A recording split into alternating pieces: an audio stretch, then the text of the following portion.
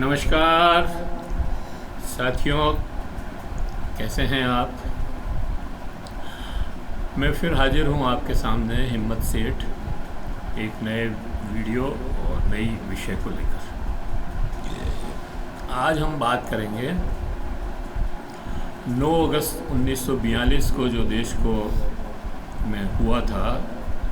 गांधी जी के आह्वान पर उन्होंने 2 नारे लगाए थे उस रोज़। एक तो लगाया था अंग्रेज़ों के लिए, अंग्रेज़ों को कहा अंग्रेज़ों भारत छोड़ो, क्विट इंडिया। अच्छा, ये क्विट इंडिया जो नारा है वो लगाया तो गांधी जी ने था, लेकिन इसका सजेशन जो है समाजवादी नेता यूसुफ मेहर अली ने दिया था। वो उस समय मेयर थे बम्बई के, और उन्होंने इस आज़ादी के आंदोलन को चालू करने का जब फैसला हुआ तब उन्होंने ये नारा गांधी जी को सजेस्ट किया कि ये नारा लगाओ आप, इससे लोग प्रभावित होंगे और जुड़ेंगे। तो उस समय ये नारा लगाया था। और फिर एक नारा और लगाया था, वो आम जनता के लिए था, और गांधी जी ने कहा करो या मरो, मतलब और कोई रास्ता नहीं है हमारे पास इस समय आंदोलन करने के सिवाय। तो ये उस 1942 के आंदोलन के साथ जुड़ा हुआ मामला है। दूसरी बात यह है, थोड़ी सी बात मैं बता देता हूँ, उसके बाद अपन शैलेंद्र जी से बात करेंगे। 9 अगस्त को जो आंदोलन शुरू होना था उसके पहले 8 अगस्त को भी अधिवेशन था। तो 8 अगस्त के अधिवेशन के बाद सारे कांग्रेस के जितने भी बड़े नेता थे, गांधी जी सहित सबको गिरफ्तार कर लिया और गिरफ्तार करके जेल में डाल दिया। 9 अगस्त को ग्वालियर टैंक पर लोग तो इकट्ठा हुए, लेकिन नेता नहीं था कोई, क्योंकि गिरफ्तार कर लिए थे। और वहाँ ज़बरदस्त पुलिस और मिलिट्री लगा दी थी कि कोई वहाँ पर ज़्यादा एकत्रित नहीं हो सके, या वहाँ पर सभा नहीं हो सके, या कार्यक्रम नहीं हो सके। लेकिन उसी समय अरुणा आसफ अली बाहर निकली, 25 साल 26 साल 30-35 साल की जवान महिला, और उसने तिरंगा झंडा फहराया वहाँ पर, और वहाँ से वो भूमिगत हो गई। सारी पुलिस और कांग्रेस की अंग्रेज़ों की पुलिस और मिलिट्री देखती रह गई और उसको पकड़ने के लिए भागी, लेकिन वो तो बिल्कुल गायब हो गई। और गायब होने के बाद वो 1946 में वापस निकली। तब तक वो भूमिगत रही। भूमिगत रह कर के उसने बहुत सारे काम किए, और उसकी सब विवेचना भी आगे अपन करेंगे। तो इस छोटी सी भूमिका के बाद मैं आज हमारे साथ शैलेंद्र जी डड्डा हैं। शैलेंद्र जी डड्डा साहित्यकार भी हैं, इंजीनियर भी हैं, और अपने इस प्रोग्राम में तो वो इंजीनियर नहीं है, साहित्यकार होकर ही आते हैं। तो लेकिन उनके 1942 के आंदोलन पर आज हम उनसे बात करेंगे। तो मैं उनको ये देता हूँ कि 1942 के आंदोलन को आप कैसे देखते हैं, और उसके बारे में आप अपनी बात करें, फिर अपन बीच में जो भी होगा। सर, भारतीय राजनीति में गांधी जी के प्रवेश के साथ ही राजनीति के तरीके में बहुत बदलाव आया था, और गांधी जी ही थे जिन्होंने पहली बार जो है बहुत बड़े स्तर पर जन आंदोलनों को खड़ा किया था।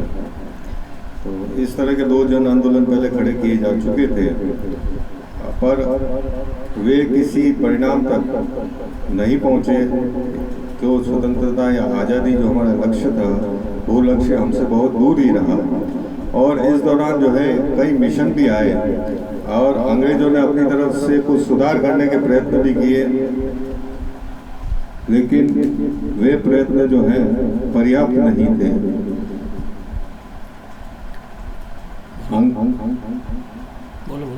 अंग्रेजों का जुल्म सितम जो है इस दौरान भी बराबर जारी रहा, और देश की जनता परेशान रही।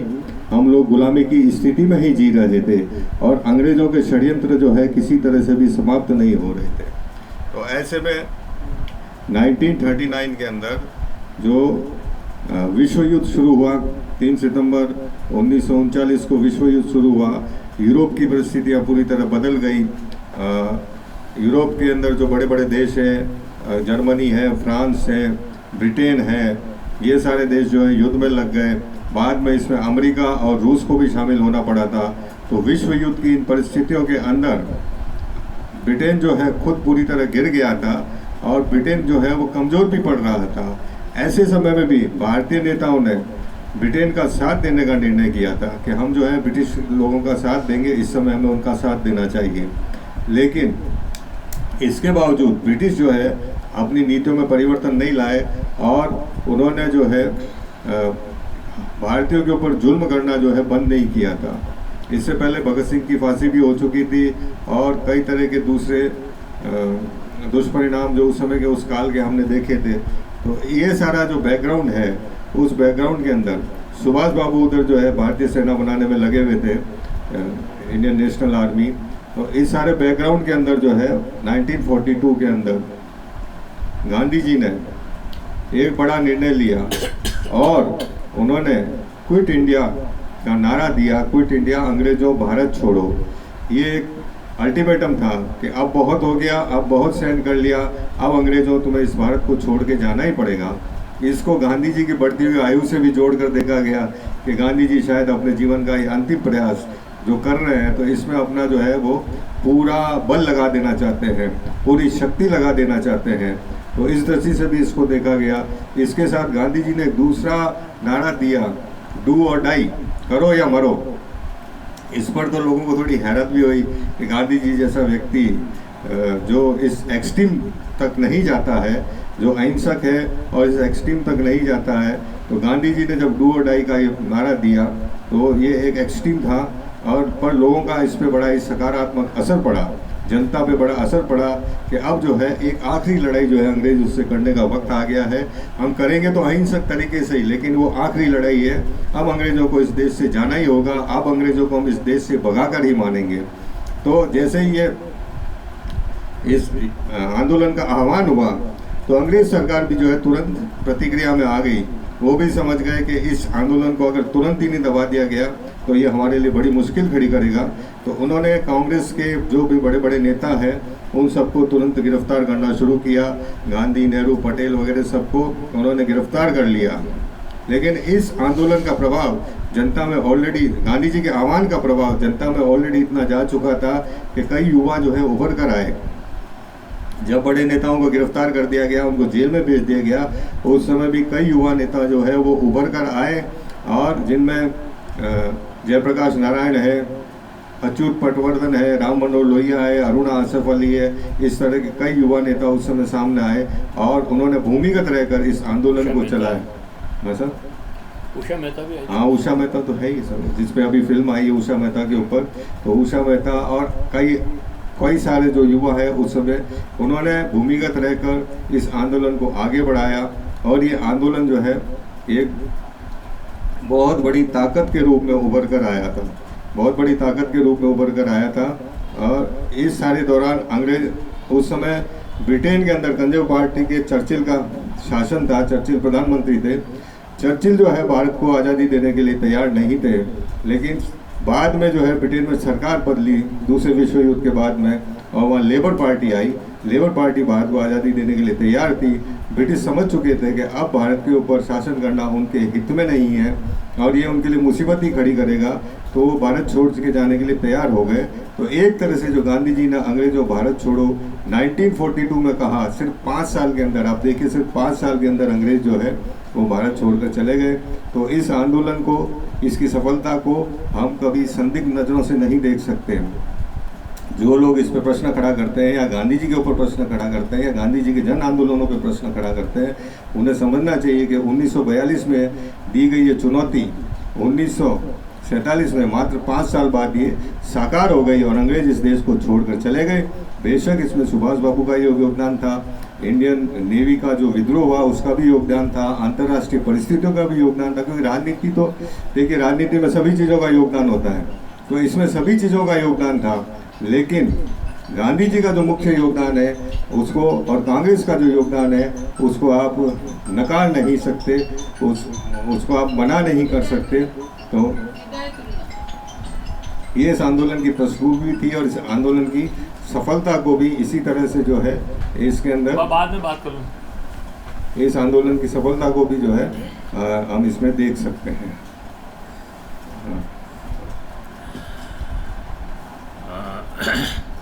शैलेंद्र जी ने बहुत अच्छी बातें बताई, और लेकिन मैं ये कहना चाहता हूँ, इसमें थोड़ा जोड़ना चाहता हूँ इसको, जी सर, कि गांधी अंग्रेज ऐसे ही नहीं मान गए कि हम छोड़ देंगे। जी बिल्कुल। और अंग्रेज़ों ने पूरा जोर लगाया और इस आंदोलन को दबाने की पूरी कोशिश की, लेकिन ये हो नहीं सका।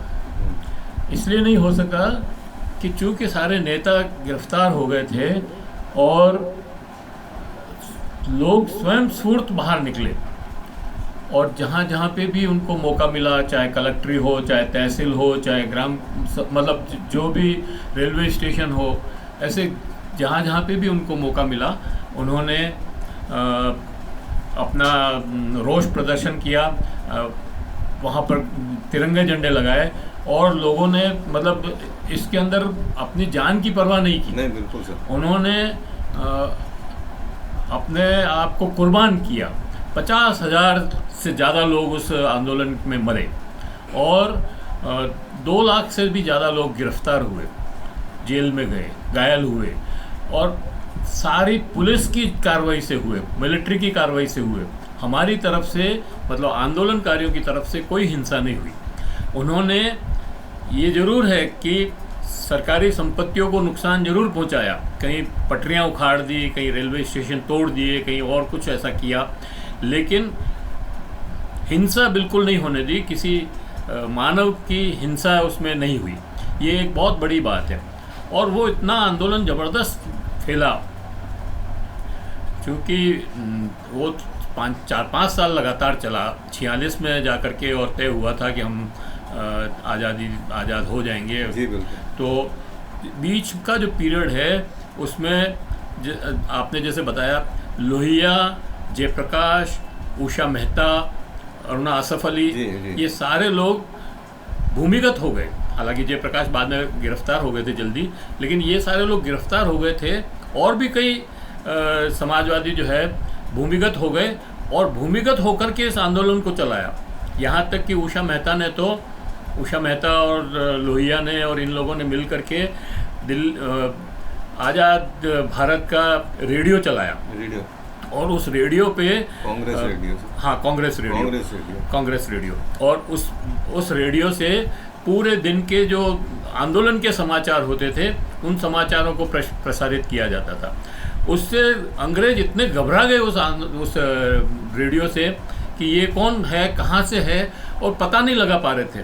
काफ़ी लंबे समय बाद उनको पता लगा कि ये बॉम्बे में इस जगह से चल रहा है। तब उषा मेहता को और लोहिया को और सबको गिरफ्तार किया। तो मेरे कहने का मतलब ये है कि वो आंदोलन कोई मतलब अंग्रेजों ने कोई यूँ थाली में परोस करके और आज़ादी नहीं दी कि हम फंस गए हैं, अब आप आज़ाद हो जाओ, ऐसा नहीं है। उन्होंने पूरी कोशिश की कि इस आंदोलन को दबा दिया जाए, कुचल दिया जाए, और इसमें कांग्रेस समाजवादी पार्टी के जो नेता थे उन लोगों ने बहुत बड़ी भूमिका निभाई, और इसीलिए हम 9 अगस्त को जन क्रांति दिवस के रूप में मनाते हैं। जन क्रांति दिवस का एक बहुत बड़ा महत्व है। महत्व ये है कि इसी रोज़ आज़ादी का बीजारोपण हो गया था, और बीजारोपण होने के साथ ही इसके अंकुर निकले और पुष्पित पल्लवित हुआ पौधा, और 5 साल में थोड़ा बड़ा हुआ और आज़ादी मिल गई।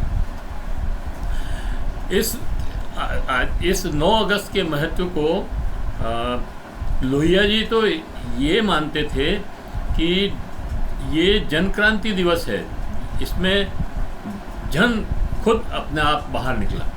उन्होंने कहा इसका महत्व 15 अगस्त से भी ज़्यादा है।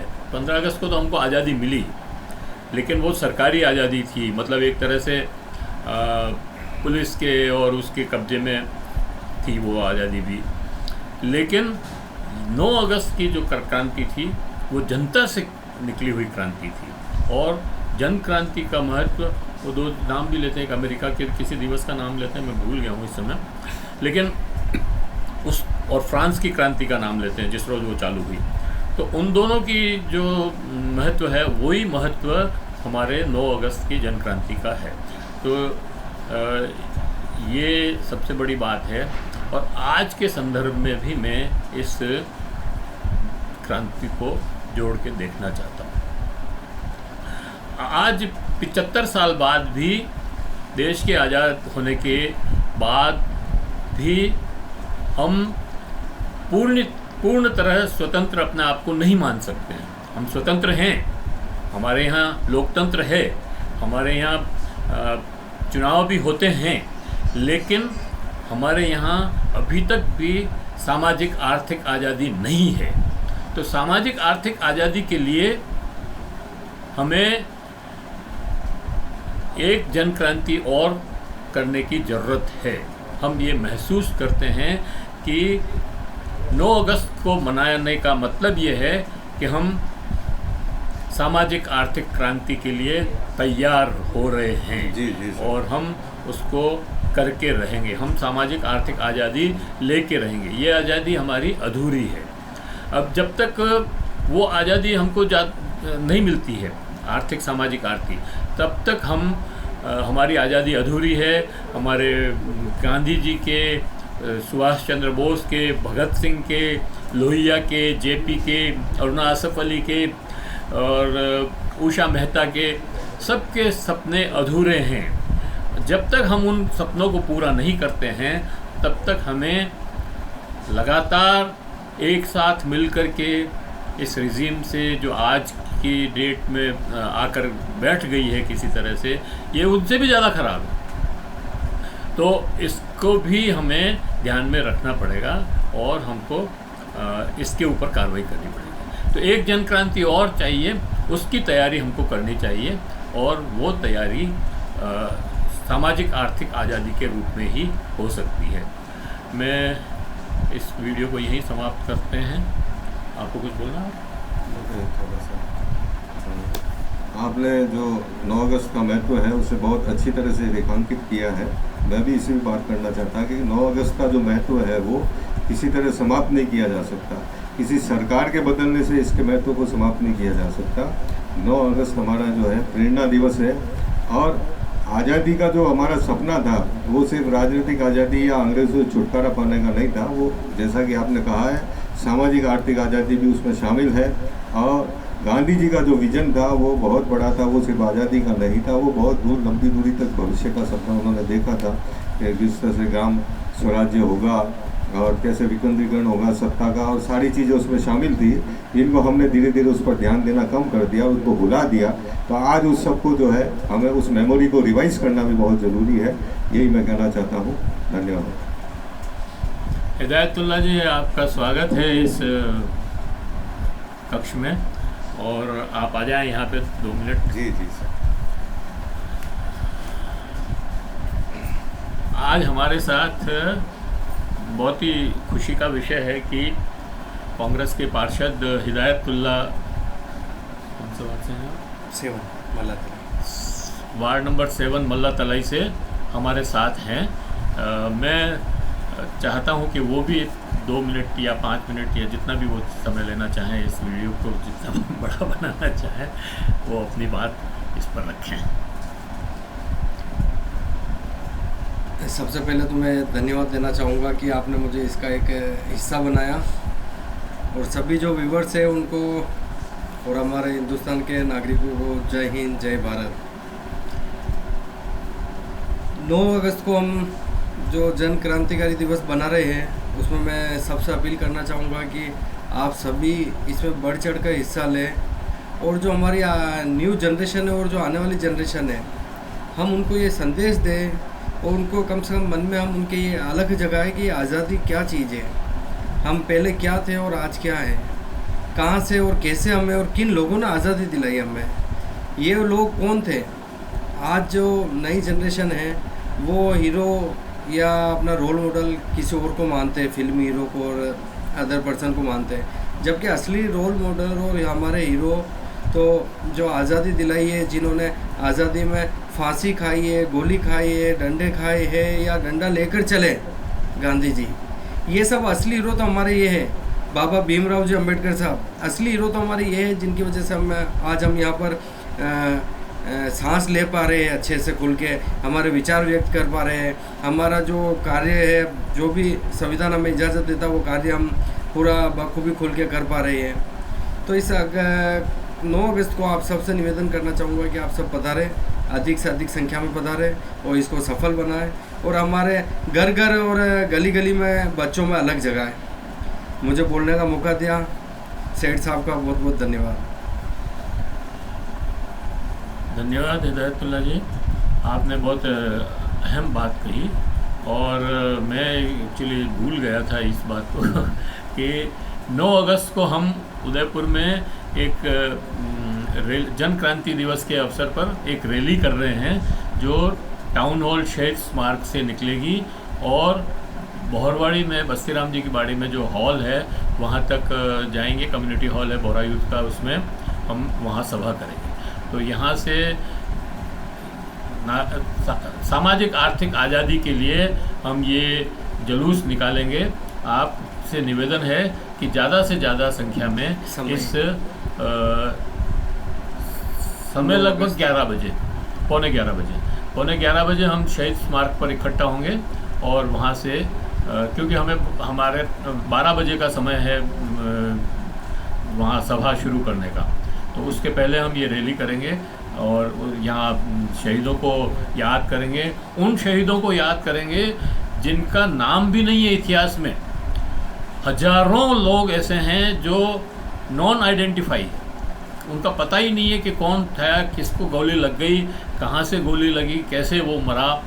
तो ऐसे लोगों ने, और उन्होंने क्यों दिया, मतलब सबसे बड़ी बात यह है कि हमको ये बात याद रखनी चाहिए कि उन्होंने अपनी कुर्बानी क्यों दी, अपनी जान की परवाह नहीं करके, और उस आंदोलन में क्यों गए, क्योंकि वो चाहते थे इस देश को आज़ाद कराना। और आज़ादी की हवा में जो हम सांस ले रहे हैं ये उन्हीं की वजह से है। इसलिए उनके प्रति हमको आदर प्रकट करना चाहिए, नमन करना चाहिए, स्नेह प्रकट करना चाहिए, और वही काम हम 9 अगस्त को शहीद स्मारक पर करेंगे। वहाँ फूल मालाएँ भी वहाँ चढ़ाएंगे उन शहीदों के स्मारक के ऊपर, और वहीं से रैली निकालेंगे। तो ये अब ये वीडियो मैं यहीं समाप्त करता हूँ। समाप्त करने के पहले मैं आप लोगों से ये अपील करना चाहता हूँ कि अगर आपने इस चैनल को सब्सक्राइब न किया है तो सब्सक्राइब कर दें और बेल आइकन दबाना न भूलें। सब्सक्राइब करना बिल्कुल फ्री है, उसके कोई पैसे नहीं लगते, खुल के करें। और अगर वीडियो पसंद आ रहे हैं तो लाइक करें, कमेंट करें, सुझाव दें। आपके कमेंट और सुझाव हमें और बेहतर करने के लिए अग्रसर करेंगे। धन्यवाद।